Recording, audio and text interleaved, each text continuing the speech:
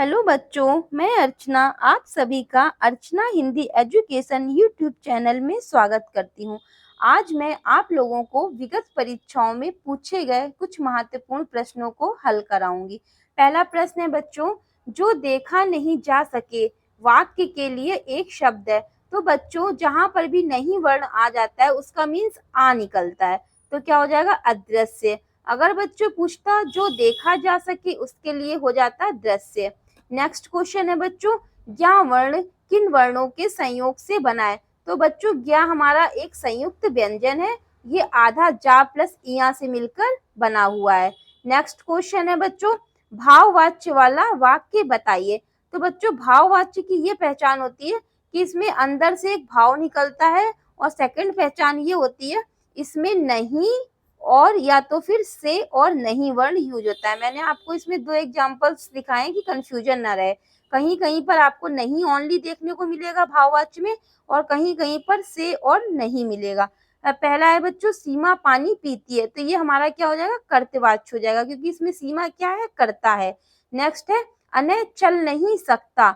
तो अंदर से उसका भाव क्या है कि वो चल नहीं सकता, तो यहाँ पे क्या हो जाएगा नहीं भाववाच्य। नेक्स्ट एग्जाम्पल मैंने एक और ले लिया है कि कहीं कहीं पर से और नहीं वर्ण आ जाता है। कहीं कहीं पर बच्चों हमारा से और नहीं वर्ण आ जाता है, तो इसमें क्या है अर्चना से खाना नहीं खाया जाता। तो ओनली अगर नहीं होगा या से और नहीं दोनों वर्ण आएंगे तो वो दोनों ही एग्जाम्पल हमारे क्या हो जाएंगे भाववाच्य के बच्चों हो जाएंगे। और नेक्स्ट है मैं मैच देख रही हूँ। तो ये भी हमारा क्या हो जाएगा बच्चों, ये हमारा कर्तावाच्य हो जाएगा, मतलब मैं क्या स्वयं के लिए करता है। नेक्स्ट क्वेश्चन है, जिसकी लाठी उसकी भैंस क्या है। बच्चों तो जिसकी लाठी उसकी भैंस पूछता है, तो ये हमारी क्या हो जाती है लोकोक्ति। लोकोक्ति बच्चों एक प्रकार का यूनिवर्सल ट्रुथ होता है, जैसे कुत्ते अजनबी पर भौंकते हैं, तो ये भी क्या है एक लोकोक्ति है। तो जिसकी लाठी उसकी भैंस क्या है हमारा लोकोक्ति है। और मुहावरा एक विशेष अर्थ को प्रकट करता है, और कहावत किसी के द्वारा कही गई बात होती है।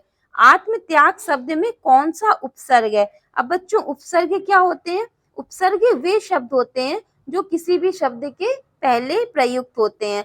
अब इसमें आत्म त्याग शब्द में उपसर्ग पूछा है, तो बच्चों जो आत्म वर्ण हो जाएगा वो हमारा क्या हो जाएगा उपसर्ग हो जाएगा, और जो त्याग वर्ण होगा वो बच्चों हमारा प्रत्यय हो जाएगा, और प्रत्यय हमेशा शब्दांश के पीछे प्रयुक्त होता है।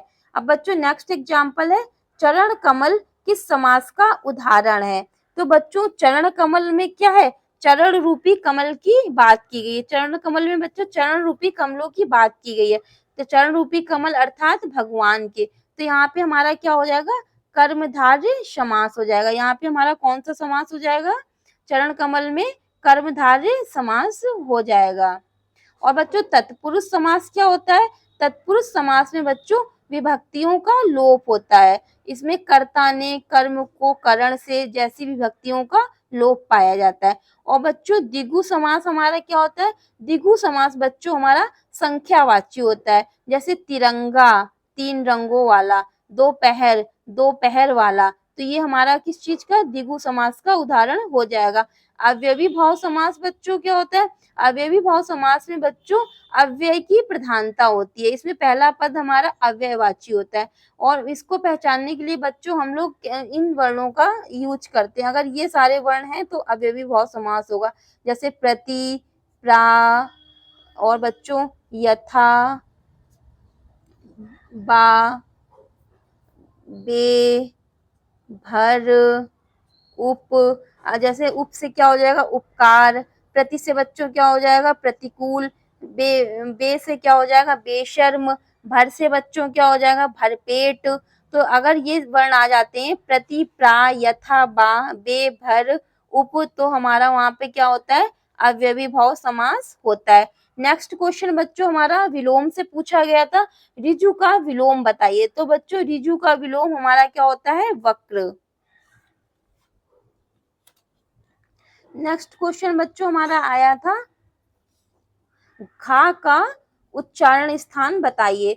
तो बच्चों घा का उच्चारण स्थान क्या होता है कंठ। कंठ में क्या होता है काखा गागा अंगा, तो हमारा घा किसमें मिला, कंठ में मिल गया, तो ये हमारा हो जाएगा कंठ का एग्जाम्पल। अब नेक्स्ट क्वेश्चन बच्चों आया था, विद्वान का स्त्रीलिंग क्या है। तो बच्चों विद्वान हमारा एक पुल्लिंग शब्द है और विद्वान का स्त्रीलिंग हमारा बच्चों विदुषी होता है। नेक्स्ट क्वेश्चन बच्चों हमारा पर्यायवाची से पूछा गया था, नैसर्गिक शब्द का पर्यायवाची बताइए। तो नैसर्गिक मीन्स बच्चों नेचुरल होता है इंग्लिश में, तो नैसर्गिक का पर्यायवाची क्या हो जाएगा, प्राकृतिक, और पर्यायवाची हमेशा समान अर्थ को प्रकट करता है। जंगम का विलोम शब्द बताइए। तो जंगम का बच्चों विलोम शब्द क्या हो जाएगा, स्थावर। नेक्स्ट क्वेश्चन बच्चों पूछा गया था, निम्न में समूहवाचक संज्ञा बताइए। बच्चों समूहवाचक जो संज्ञा होती है वो हमेशा समूह का बोध कराती है। जैसे जो सेना होती है वो हमेशा क्या होती है, समूह में रहती है, तो समूहवाचक संज्ञा हमारी सेना में हो जाएगी। अब पूछता है सुंदरता में कौन सी संज्ञा है। तो सुंदरता हम लोग बोलते हैं कि रमा सुंदर लड़की है, तो इसमें हमारा क्या भाव प्रकट हुआ रमा के लिए, तो सुंदरता में बच्चों हमारी कौन सी संज्ञा हो जाएगी, भाववाचक। और बच्चों मजदूर, मजदूर में कौन सी संज्ञा हो जाएगी, मजदूर में बच्चों हमारी जातिवाचक संज्ञा हो जाएगी, क्योंकि इसमें किसी का नाम नहीं दे रखा है इसलिए उसमें जातिवाचक संज्ञा हो जाएगी। और गीता, इसमें किसी का नाम, जहाँ पे किसी का पर्टिकुलर नाम दे रखा होता है वहां पे हमारा बच्चों व्यक्तिवाचक संज्ञा हो जाता है।